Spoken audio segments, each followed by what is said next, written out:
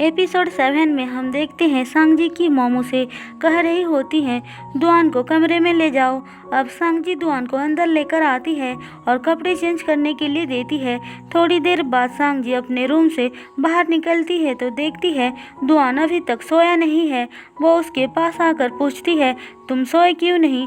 दुआन बोलता है मैं थोड़ी देर बाद में सो जाऊंगा। सांगजी उससे पूछती है क्या तुम अपसेट हो। दुआन बोलता है ऐसा कुछ नहीं है, पर सांगजी उसको देखकर समझ जाती है कि वो झूठ बोल रहा है और कहती है अगर तुम अपसेट हो तो मुझे बता सकते हो, तुम्हें बेटर फील होगा। मैं किसी को भी इस बारे में नहीं बताऊंगी। दुआन बोलता है मुझे पैसों की बहुत ज़रूरत है। सांगजी बोलती है तुम परेशान मत हो, जब मैं बड़ी हो जाऊंगी बहुत पैसे कमाऊंगी। दुआन उसकी बातें सुनकर हंसता है और बोलता है तुम्हें मुझे पैसे देने की कोई ज़रूरत नहीं है, तुम अपने लिए ड्रेस खरीदना। अब सांगजी कमरे में आकर सोच रही थी कि दुआन इतना परेशान क्यों है, मैंने पहले कभी उसको ऐसे हालत में नहीं देखा। इसके बाद हम दुआन को देखते हैं वो अपने होम टाउन चला जाता है, जिसे जाता हुआ देख सांगजी की जान जा रही थी। अब दुआन उसको मैसेज करके अच्छे से स्टडी करने के लिए बोलता है तो सांगजी कहती है तुम भी अपने प्रॉमिस मत भूलना। लेकिन दुआन समझ नहीं पा रहा था कि वो किस बारे में बात कर रही है। उसको लगता है कि सांगजी गिफ्ट के बारे में बोल रही होगी, जबकि वो डेट ना करने के प्रॉमिस याद रखने के लिए बोल रही थी। अब सांगजी स्कूल में आती है तो उनके टीचर बताते हैं ईसीटी के यूनिवर्सिटी में स्टडी करने के लिए उनको बहुत हार्डवर्क करनी होगी। सांगजी जैसे ही ये बात सुनती है डिसाइड कर लेती है कि वो ई यूनिवर्सिटी में जाकर ही रहेगी, क्योंकि ई सिटी दुआन का होम टाउन जो था। इसके बाद वो पूरी जी जान लगाकर पढ़ती है। लेकिन एक दिन वो यान को ये बात करते हुए सुन लेती है कि दुआन किसी को डेट कर रहा है। सांगजी को तो ये सुनकर यकीन नहीं होती है, इसीलिए वो यान से पूछती है। यान बोलता है हाँ उसने एक गर्लफ्रेंड बना लिया है। सांगजी बेचारी बहुत दुखी होकर रूम में चली आती है। वो अपने आप से कह रही होती है ये फेक है, दुआन की कोई गर्लफ्रेंड नहीं हो सकती है। फिर वो इस बात का पता लगाने के लिए दुआन के होम टाउन चली जाती है, लेकिन उसने घर पे किसी को भी नहीं बताया था कि वो ई सिटी जा रही है। यान उससे जब कॉल करता है तभी जाकर वो उसे बताती है। यान पूछता है तुम वहाँ पे क्या करने गई हो। सांगजी झूठ बोल देती है कि उसका ऑनलाइन बॉयफ्रेंड ने उसको मिलने बुलाया है। यान की तो ये सुनकर दिमाग खराब हो जाता है, पर वो खुद को संभाल कर बोलता है तुम जहाँ पे हो वहीं पे ही खड़ी रहो, मैं दुआन को तुम्हारे पास भेज रहा हूँ। अगर तुमने अपने सो कॉल्ड बॉयफ्रेंड से मिलने गई ना तो मुझसे बुरा कोई नहीं होगा।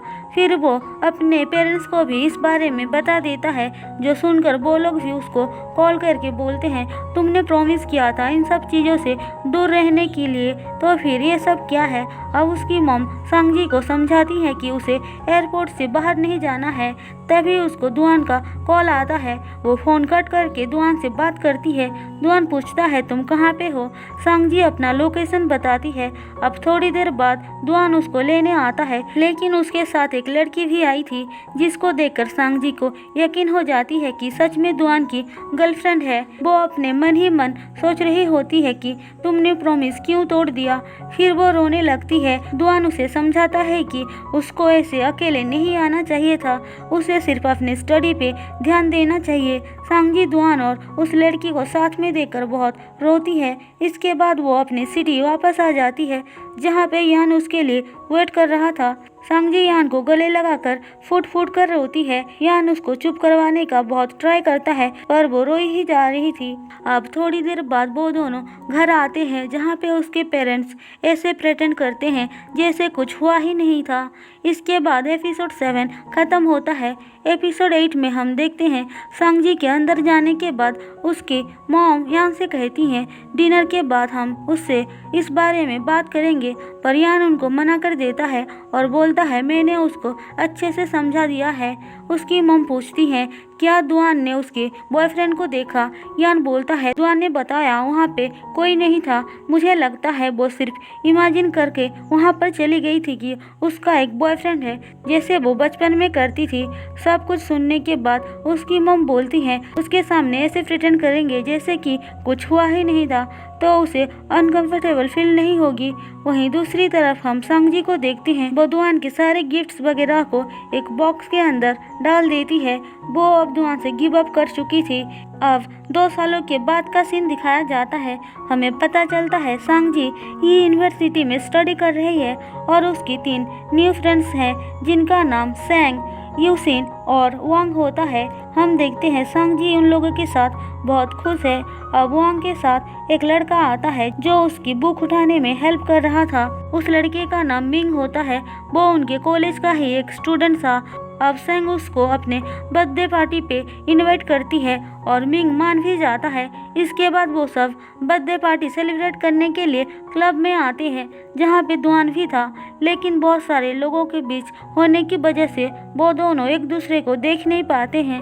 हमें पता चलता है कि दुआन अब एक गेम डेवलपर बन गया था जो उसका सपना था। अब दुआन की एक फ्रेंड उसे सू नाम की एक लड़की से इंट्रोड्यूस करवाती है जो एक फॉरेन कंपनी में काम कर रही थी। हम देख पाते हैं दुआन की फ्रेंड उसे और सू को करीब लाना चाहती थी। ये वही लड़की है जिसको सांगजी ने दुआन के साथ एयरपोर्ट पे देखी थी। वहीं दूसरी तरफ सांगजी अपने फ्रेंड्स के साथ खूब मस्ती कर रही थी। अब वो थोड़ी देर के लिए बाहर आती है जहाँ पे वो दुआन से मिलती है, लेकिन सांगजी दुआन को देखकर बिल्कुल भी एक्साइटेड नहीं थी। दुआन नीचे गिरा हुआ सिगरेट का पैकेट उठाकर बोलता है, तुम कब से स्मोकिंग करने लगी हो? दरअसल वो पैकेट सांगजी के पॉकेट में से नीचे गिरा था, इसीलिए दुआन को लगा कि सांगजी स्मोक करती है, पर सांगजी बोलती है ये मेरा नहीं है, मैं स्मोक नहीं करती हूँ। दुआन बोलता है मैंने खुद इसे तुम्हारे पॉकेट से गिरता हुआ देखा, तुम कब से ऐसे गलत चीजें करने लगी हो? सांगजी बोलती है मैं सच बोल रही हूँ, ये मेरा नहीं है। दुआन कहता है अच्छा तो तुम ड्रिंक तक करने लगी हो? सांगजी बोलती है थोड़ा बहुत कर लेती हूँ। दुआन बोलता है तुम सच में बहुत बदल गई हो, हम 2 सालों के बाद मिल रहे हैं पर तुमने मुझे ग्रीट तक नहीं किया। सांगजी ये सुनकर कुछ नहीं बोलती है, जो देखकर दुआन बोलता है तुम्हारी अभी छुट्टी चल रही है ना, तो तुम मुझसे मिलने क्यों नहीं आई? सांगजी बोलती है मेरे क्लासेस थे। दुआन हंसकर बोलता है छुट्टियों में भी तुम्हारे क्लासेस होते हैं क्या? सांगजी बोलती है बताने में गलती होगी, दरअसल मुझे पार्ट टाइम जॉब पे जाना पड़ता है, इसीलिए मेरे पास टाइम नहीं होता है। दुआन बोलता है अच्छा ये बात है, पर मैं भी तो पार्ट टाइम जॉब करता था। आजकल के बच्चे कितने अनग्रेटफुल है। सांगजी दुआन से कहती है अब मैं बहुत बड़ी हो चुकी हूँ, तुम मुझे बच्ची बुलाना बंद करो, मुझे बहुत ऑकवर्ड लगती है। दुआन हंसकर बोलता है कितनी बड़ी हो गई हो, तुम तो अब भी एक बच्ची ही हो। सांगजी ये सुनकर सैड हो जाती है और बोलती है हाँ तुम सही बोल रहे हो, मैं अब भी एक बच्ची ही हूँ। दुआन कहता है तुम अपने फ़ोन चेक करो, मैंने तुम्हें कितने कॉल्स और मैसेज किया है पर तुमने एक का भी रिप्लाई नहीं दिया, ऐसा तुमने क्यों किया? सांगजी बोलती है बताया तो था, मैं बहुत बिजी थी, अगर मैं अच्छे से स्टडी नहीं करती तो आज मैं यूनिवर्सिटी में एडमिशन नहीं कर पाती। दुआन बोलता है बात तो तुम सही बोल रही हो, चलो मैं तुम्हें हॉस्टल छोड़ दूंगा, पर सांगजी मना कर देती है और कहती है मैं अपने फ्रेंड्स के साथ चली जाऊंगी। इसके बाद वो अंदर चली जाती है, लेकिन सैंग उसको बताती है कि वो सब बहुत देर तक रहेंगे, जो सुनकर सांगजी बोलती है थोड़ी देर बाद मेरी मॉम कॉल करेंगी, अगर उनको पता चल जाएगी कि मैं लेट नाइट तक बाहर हूँ तो वो गुस्सा करेंगी। अब वो जल्दी जाने के लिए वहाँ से निकल आती है। हम देखते हैं वो दुआन के बारे में सोच रही थी और उसको ओल्ड थिंग बोल रही थी, जो बात बाहर बैठा दुआन सुन लेता है। वो सांगजी से कहता है क्या तुम मुझे गाली दे रही हो? सांगजी कुछ नहीं बोलती है, जो देखकर दुआन बोलता है यहाँ पे सिर्फ मैं ही एक ओल्ड थिंग हूँ जिससे आज रात तुम मिली, तो तुम डेफिनेटली मेरे बारे में ही बोल रही होगी। सांगजी झूठ बोलती है मैं तुम्हारे बारे में बात नहीं कर रही थी।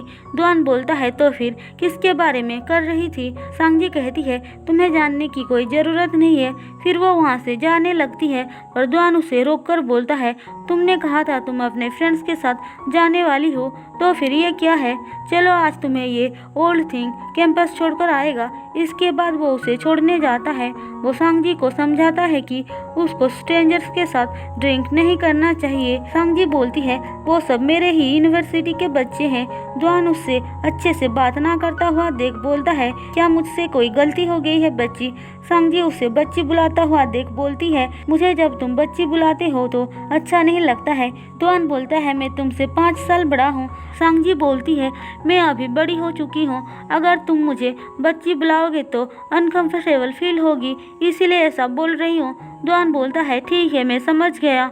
फिर वो उससे पूछता है, क्या तुमने अपने ऑनलाइन बॉयफ्रेंड के वजह से यहाँ एडमिशन लिया? सांगजी मना कर देती है और बोलती है, यहाँ का डिजिटल मीडिया प्रोग्राम कंट्री में बेस्ट है, इसीलिए। वैसे भी अब मैं बड़ी हो चुकी हूँ, सही गलत का समझ है मुझे। अब थोड़ी देर बाद वो लोग कैंपस पहुँच जाते हैं और दुआन उसे छोड़कर चला जाता है। सांगजी अंदर आकर दुआन के बारे में सोचने लगती है। दुआन उसको मैसेज करके बोलता है, अगले बार कैंपस में अकेली मत आना, अपने साथ किसी को लेकर आना। फिर सुबह संग सबको बता रही होती है कि मिंग सांगजी को लाइक करता है। वो सांगजी से पूछती है, क्या उसने तुमको मैसेज किया? सांगजी मैसेज चेक करती है तो वो लोग उसके पास देखने आती हैं, पर वो उस टाइम दुआन का मैसेज देख रही थी, इसीलिए उनको नहीं दिखाती है और बोलती है उसने कुछ भी नहीं कहा है। अब सांगजी उन सब से दुआन और अपनी स्टोरी बताती है, लेकिन वो उनको ये नहीं बताती है कि वो लड़की खुद सांगजी है। वो झूठ बोलती है, ये मेरी फ्रेंड की स्टोरी है।